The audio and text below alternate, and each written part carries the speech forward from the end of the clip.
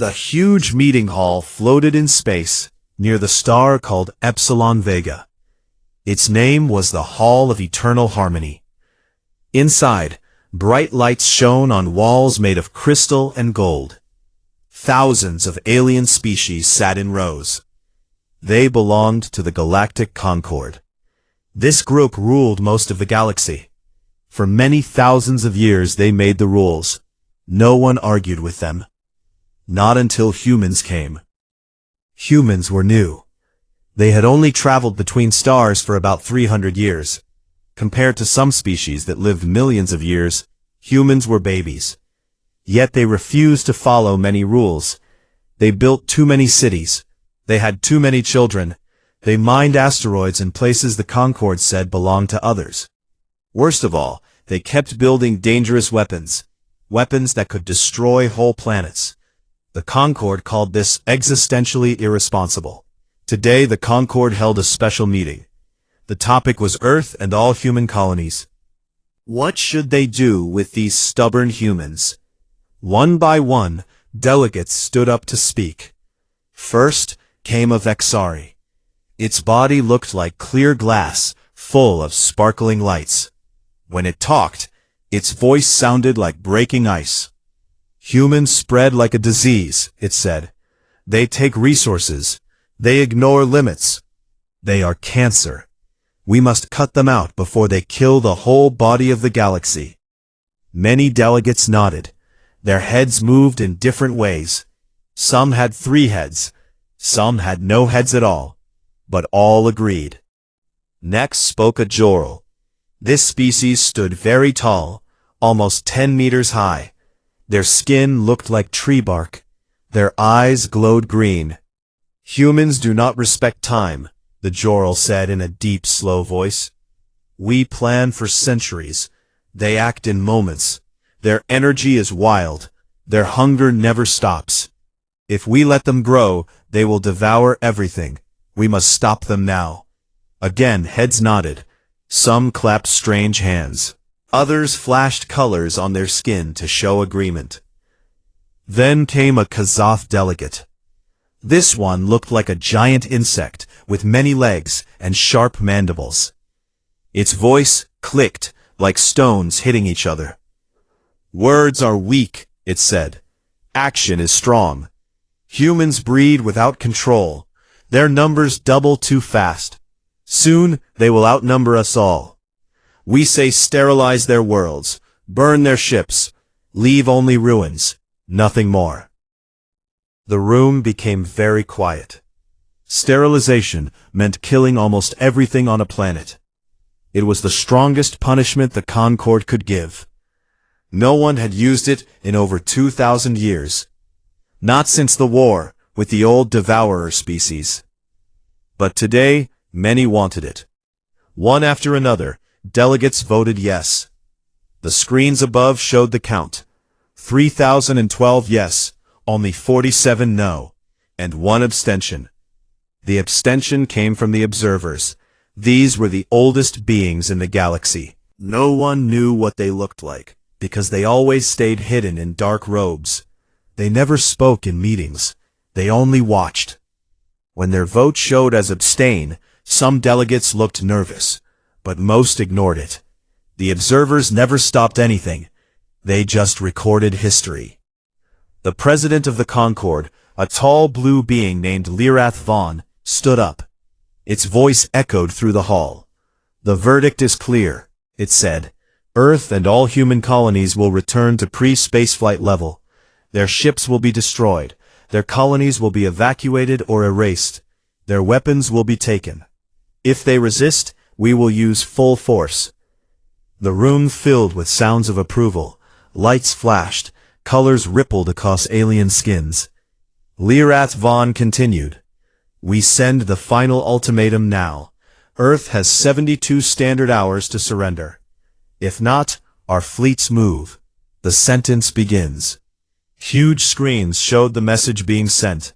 It went out on every known frequency. Every human ship, station, and planet would hear it. The words were cold and final. Surrender all weapons. accept population limits, allow Concord overseers, or face total reduction. Silence followed. Everyone waited for a reply. It came fast, too fast. A simple signal appeared on every screen in the hall. It used no code, no encryption, just plain words in Galactic Standard. 9 words only. You just signed your annihilation. Under the words played a sound. A single huge bell rang once, then again. Slow, deep, heavy. The tone did not match any instrument the Concord knew. It felt old. It felt angry. It kept ringing in the background while the 9 words stayed on screen and looped. Some delegates laughed. Sharp, strange laughs. A bluff, one said. Primitive mind trick, another added. They try to scare us with poetry. Humans always talk big, a third laughed. They have no real power. Lirath Vaughn raised one long hand. The room became quiet again. Let them talk, it said. Words change nothing. Our fleets are ready. 32 battle groups. Over 2,000 capital ships. Moonbreakers. Star killers. They will jump to human space in 1 hour.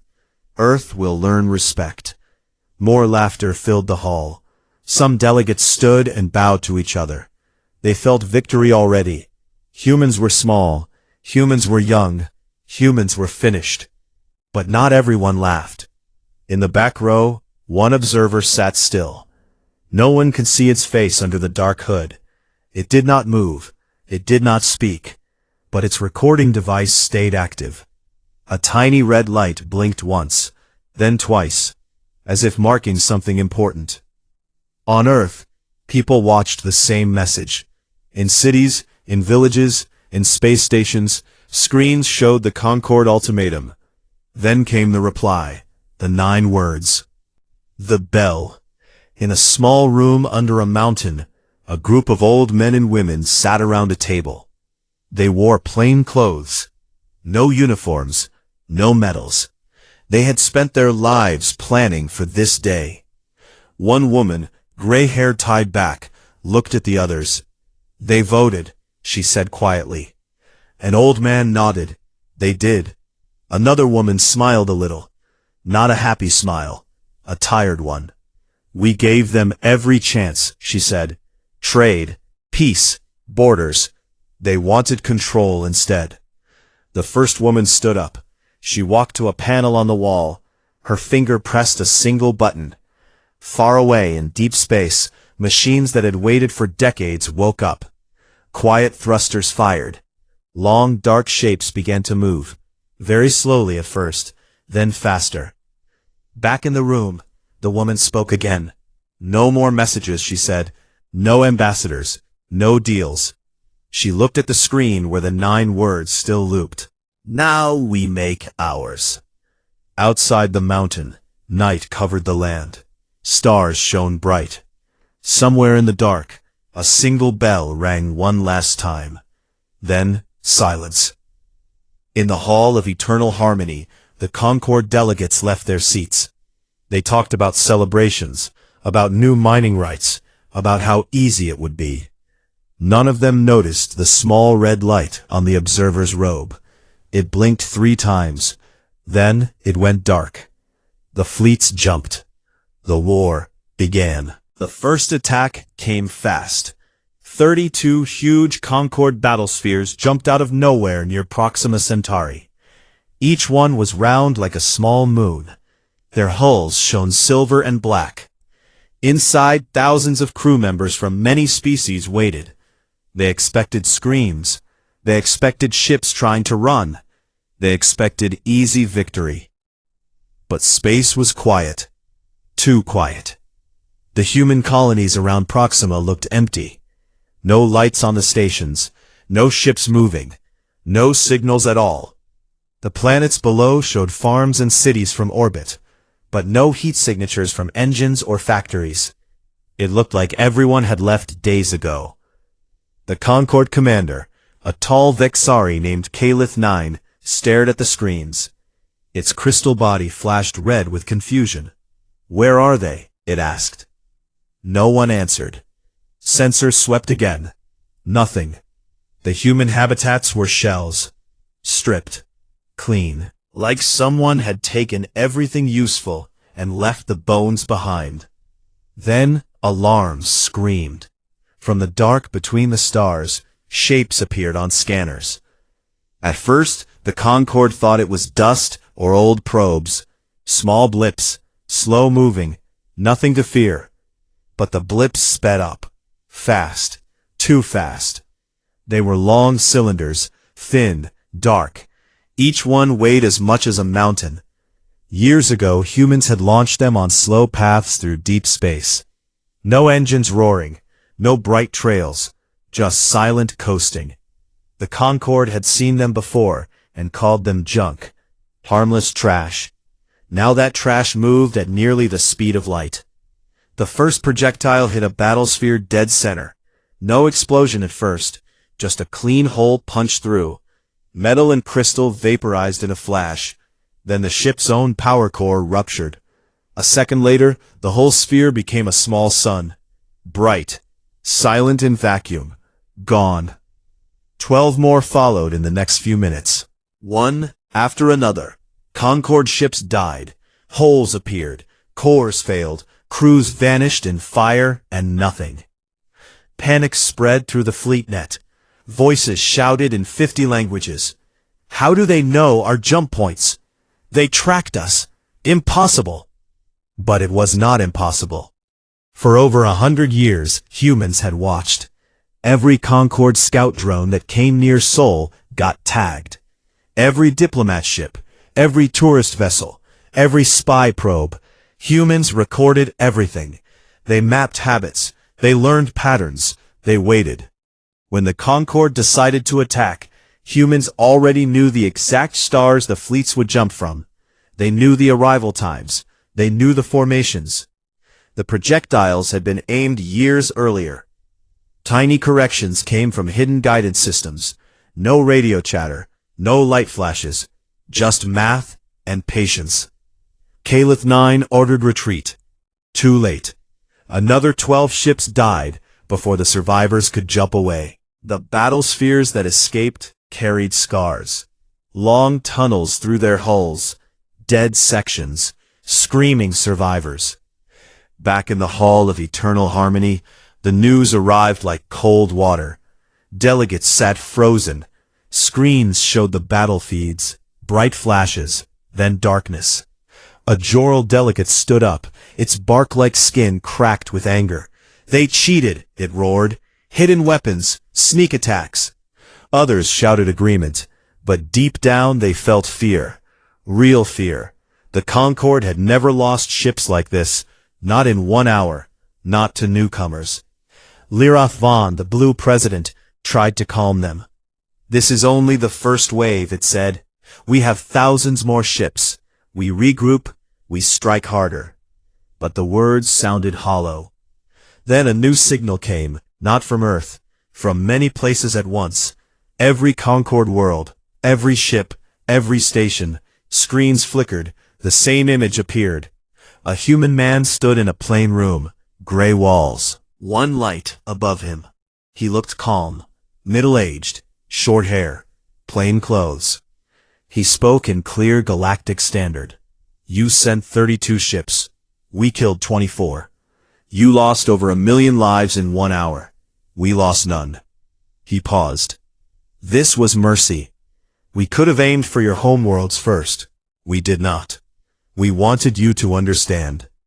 He raised one hand. A holomap appeared beside him. Red lines showed paths through space. Thousands of thin lines. All starting from different points near human space.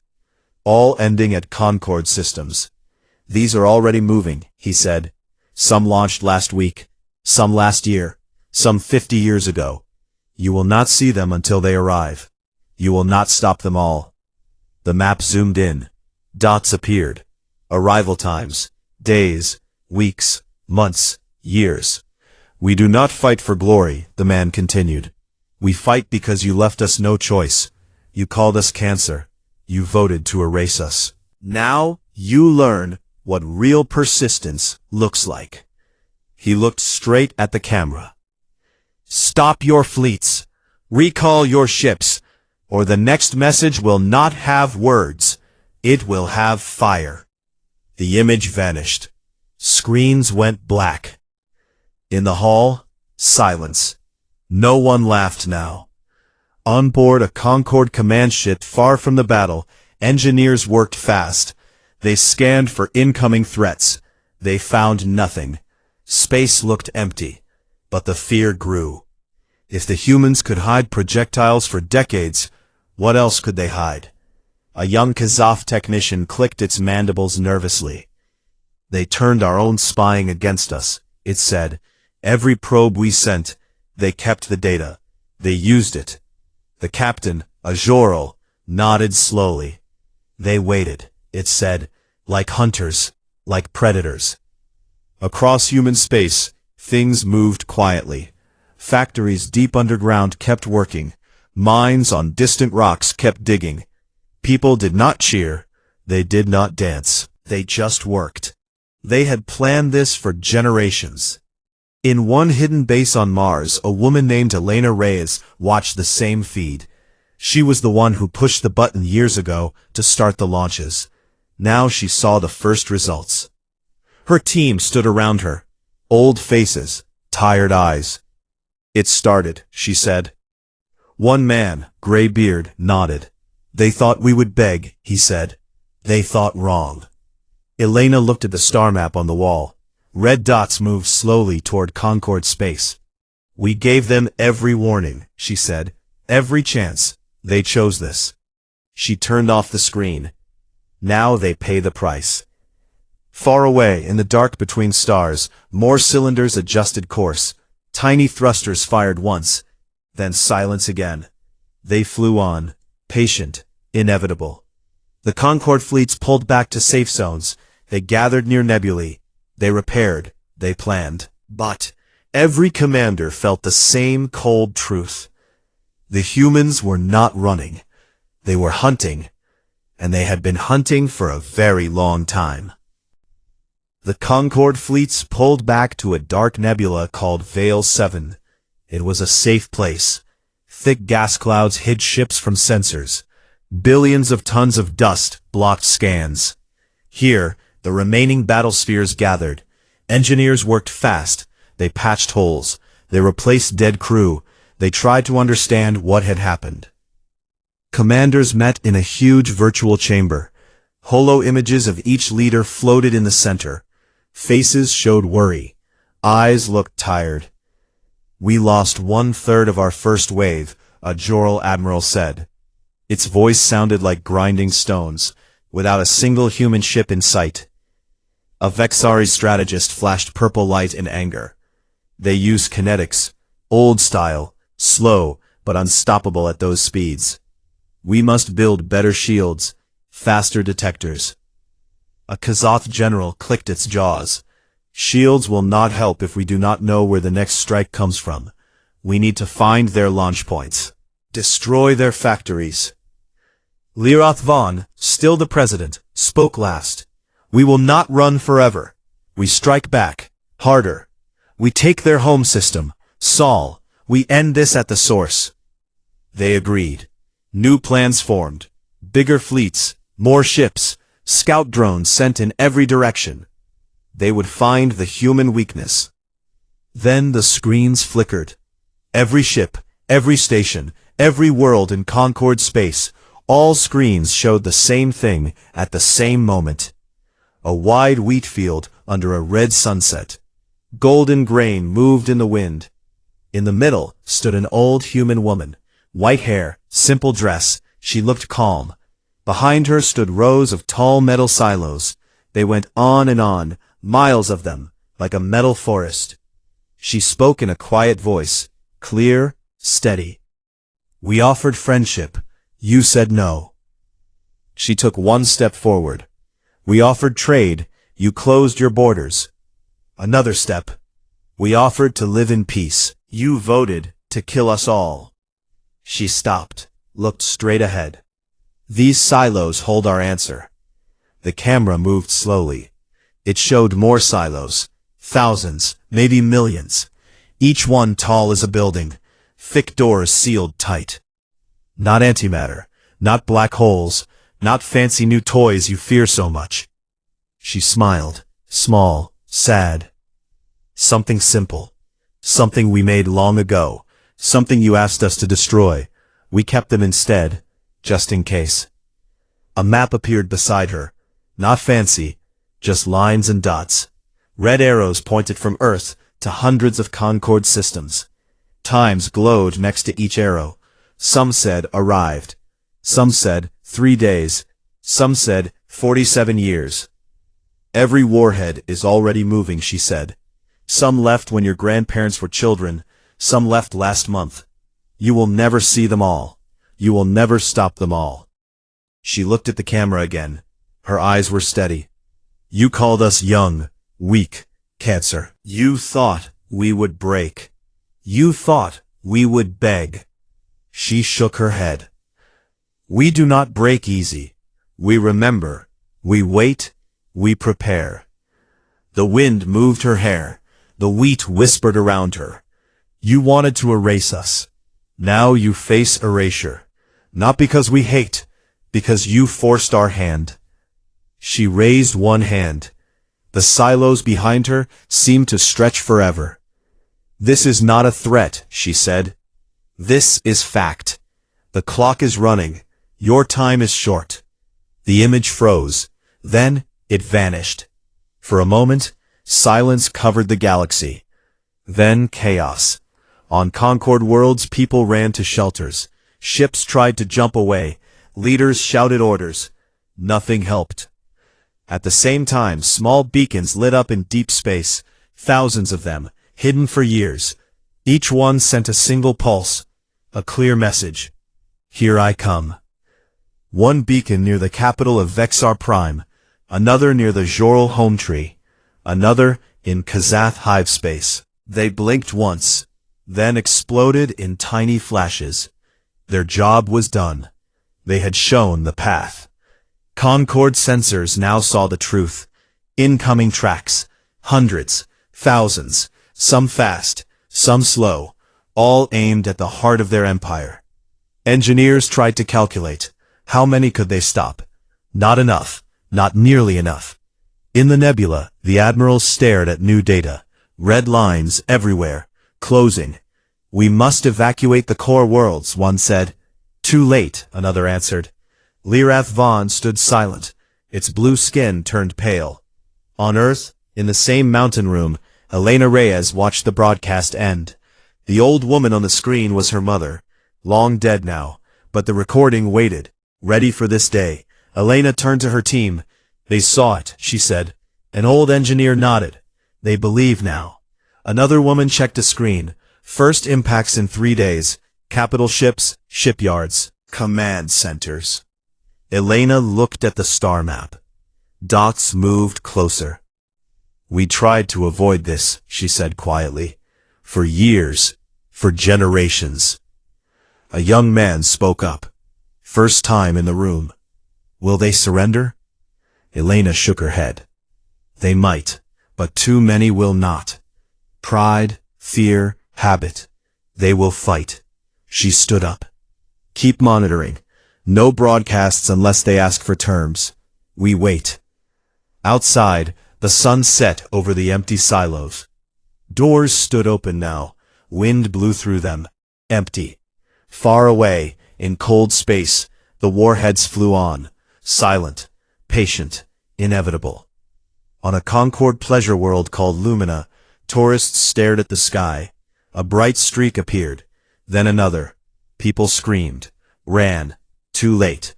The first warhead hit the main city's shield. It punched through like a needle. Deep inside, it exploded. Not big like a bomb. Small, clean, but it cracked the planet's crust. Cities fell. More followed. Across the galaxy, the same story repeated. Jewel worlds, ancient monuments, living megastructures, all began to burn. In the Hall of Eternal Harmony, now almost empty, one observer sat alone. Hood still dark. Red light blinked once. It recorded everything. No words, just the end, and the beginning of something new. The Concorde tried to fight back. They pulled every ship they had left into defensive rings around their most important worlds. Shield generators hummed day and night. Huge energy domes covered capitals. Fleets formed walls of metal and fire. They launched interceptor drones by the millions. Small, fast machines meant to smash incoming warheads before they got close. It did not work. The first warhead aimed at Vexar Prime came in silent. No engine flare. No warning beacon this time. Just a thin, dark line on the scanners for 3 seconds. Then impact. The shield flared bright blue. For a moment it held, then the warhead burrowed, like a hot needle through soft cloth. It punched a perfect tunnel 2 kilometers deep. Inside the crust it stopped. A small charge went off. Not huge, just enough. The planet cracked. Magma rose through the hole like blood from a wound. The beautiful crystal spires that had stood for 10,000 years melted and fell. Cities slid into new canyons. Billions screamed in the last moments. Then silence. More came. Sequential strikes. One every few hours. Each one hit a different weak point. Fault lines, power hubs, shield anchors. The planet shook harder each time. Finally, the core gave way. Vexar Prime broke into 3 large pieces. The fragments spun slowly in orbit, still glowing red. The Concorde watched in horror. Their greatest world, gone. They tried the same defense on Joral home systems. The living Dyson trees, giant plants wrapped around small stars, were supposed to be unbreakable. Their bark was harder than any metal. Their roots drank stellar fire. The warheads came in waves. First ones hit the outer leaves. They burned through green layers. Acid sap boiled away. Then deeper strikes. The projectiles drilled into the trunk. Explosions rippled inside the tree like lightning in veins. The whole structure caught fire. Photosynthetic layers turned to ash. The star inside flared wild. The tree collapsed inward. It pulled planets with it. Whole systems died in green flame. Kazath hive worlds fell next. These were hollow planets, billions of tunnels, queens in the center, warriors everywhere. The warheads did not explode on the surface. They went straight to the geothermal core. Small detonations cracked heat vents. Pressure built. Steam and lava burst out through every tunnel. The hives drowned in fire and rock. Queens died. Eggs burned. The clicking songs of 1 trillion mines stopped forever. Across the galaxy the pattern repeated. Luxury worlds, trade hubs, military bases, research moons, all hit, all broken. The Concorde tried to talk. They sent messages on every channel. We offer terms, cease fire, negotiate. Earth stayed quiet. No answer. No ambassador appeared. Just silence. Some Concorde ships tried to run. They jumped to the edge of the galaxy, to dark sectors, to places no one claimed. The warheads followed. Some had been launched so long ago they had already curved through space on wide paths. They waited in the dark, patient. When the fleeing ships arrived, the warheads were already there. One fleet admiral, a young Vexari named Thal III, stood on the bridge of his last command ship. He watched his screens show red dots closing from every side. "We cannot win," he said to his crew. They looked at him. No one spoke. He opened a channel to Earth, not encrypted, plain voice. "We surrender," he said. "All forces stand down. Please, stop." For the first time in weeks, a human voice answered. A woman, calm, tired. "Too late for some," she said, "but not for all. Send your unconditional terms to the relay at Proxima. Do not move your ships. Do not power weapons. Wait." The channel closed. Thal 3 ordered his fleet to stop. Engines died, weapons powered down. They drifted. Across the galaxy, other admirals did the same. One by one. The war slowed. Not ended, slowed. Then the human ships appeared. They came in small groups, not giant fleets, just enough. Sleek, ugly, practical. No bright colors, no fancy designs. Just gray hulls covered in armor plates and gun ports. They moved with purpose. They did not attack the surrendering ships. They watched. Sensors locked, weapons ready, but not firing.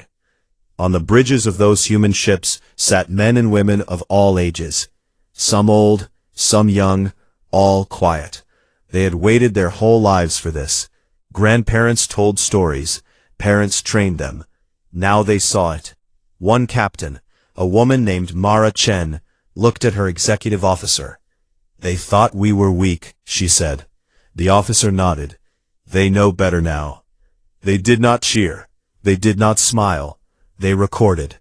Every ship, every planet, every death. For the warning.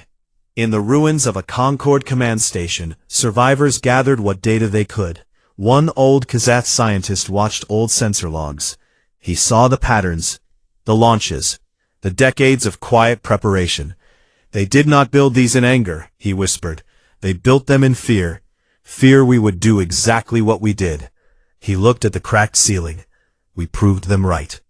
On Earth, the silos stood empty. Doors open.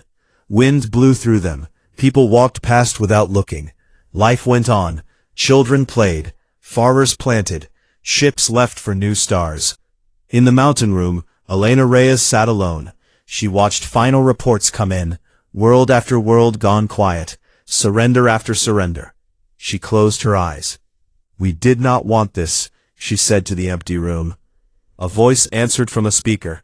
Soft, recorded long ago. Her mother's voice. "But we would do it again. If they force us." Elena nodded. She stood up, walked to the door. Outside the sun rose. New day. The galaxy had changed. The Concord was broken, shattered. Only pieces left. Humanity did not conquer. They did not take thrones. They did not demand tribute. They simply continued. Building, exploring, growing, and watching. Always watching. Because next time, someone might try the same thing. And next time, the silos would not be empty. Years passed. The galaxy grew quiet in a way it had not been for thousands of years. The old Concord flags no longer flew. Their grand halls stood empty or in ruins. Many core worlds were still cracked shells, glowing faintly from leftover heat. Survivors lived in small pockets, scattered stations, hidden colonies, refugee fleets drifting between stars. They spoke in low voices. They looked over their shoulders. They remembered. No one called it the end of the Concord anymore. They called it the reckoning, or simply the day the humans answered. A new signal reached every working receiver in the Orion arm. It came on old frequencies. No encryption, no threats, just a single broadcast. Clear, calm. The image showed the same wheat field from before, but now the wheat grew wild and tall. Golden stalks bent in the wind. The silos stood open, empty. Doors rusted at the edges. Grass pushed up through cracks in the concrete bases. No guards, no machines, just nature taking back the space. A man stood in the middle of the field, young, maybe 30, short dark hair, plain shirt and pants, work boots covered in dust. He looked healthy but tired, like someone who had carried heavy things for a long time. He spoke in simple galactic standard. His voice was soft but firm. "We are not monsters," he said. "We never wanted this." He looked around at the empty silos. These were built by people who hoped they would never be used. Grandparents, great-grandparents. They kept them hidden. They trained their children. They taught patience, not hate. Patience. A small bird landed on his shoulder. He did not brush it away. We offered peace many times. You refused. You set limits we could not accept. You voted to end us. So we ended the threat instead. He paused. The wind moved the wheat like waves. But we stopped when you surrendered. We did not chase the last ships. We did not burn every world. We could have. We chose not to. He looked straight at the camera. Let this be clear. The Concorde is gone because it chose extinction over respect. Not because humans are cruel, because humans survive. He took one step forward. We remember every species that helped us once. The few who abstained in the vote, the ones who sent quiet warnings. We have not forgotten them. Their worlds still stand. Their people still live. That was never an accident. Somewhere far away, on a small moon that had once belonged to the observers, a hooded figure watched the broadcast. The red light on its robe blinked once, then stayed steady. The man continued. This is the final message from Earth. Not a threat, not a warning, a fact. He spread his hands. The galaxy is large. There is room for many, but there is no room for anyone who thinks they can erase a species that has already lived through 5 mass extinctions on its homeworld. Ice ages, asteroids, plagues, supervolcanoes. We are still here. His voice grew quieter. We are good at one thing above all others. We finish what others start. He looked at the open silos again. These are empty now. The warheads are gone, used or disarmed. We will not build more unless someone forces us again. A long silence followed. The bird flew away. If you want peace, he said, try diplomacy. Real diplomacy. Not ultimatums, not votes to sterilize. Talk like equals, or stay away. He turned, started walking through the tall grass, his back to the camera. Over his shoulder, he spoke one last time. Next time, try living. The image held for a few seconds. The field, the empty silos, the man walking away. Then the screen went black. No more words followed. No final flash. Just silence. The signal ended. Across the galaxy, receivers stayed quiet. Some alien children asked their parents what the message meant. Parents had no easy answer. They only said, it means we must be careful now. Human ships continued their work. They explored new arms of the galaxy. They built stations. They traded with the few species brave enough to approach. No conquest, no empire, just steady growth. On Earth, the fields were replanted, cities rebuilt stronger. Children learned the old stories, not as tales of glory, but as lessons. This is what happens when someone tries to end us, teacher said. This is why we prepare. This is why we wait. In deep space, a single human scout ship drifted near the edge of known space. The captain, an older woman named Sophia Ruiz, looked at the stars. Her second-in-command asked, "Do you think they learned?" Sophia thought for a moment. "Some did," she said. "Some never will. But the ones who come after us, they will know the story." She smiled a little. And that is enough. The ship moved on. Silent engines, steady course. Behind them, the galaxy turned. New stars formed. Old ones died. Life continued in 1,000 forms. But one truth stayed. Humans were still here. And they would always be ready, just in case.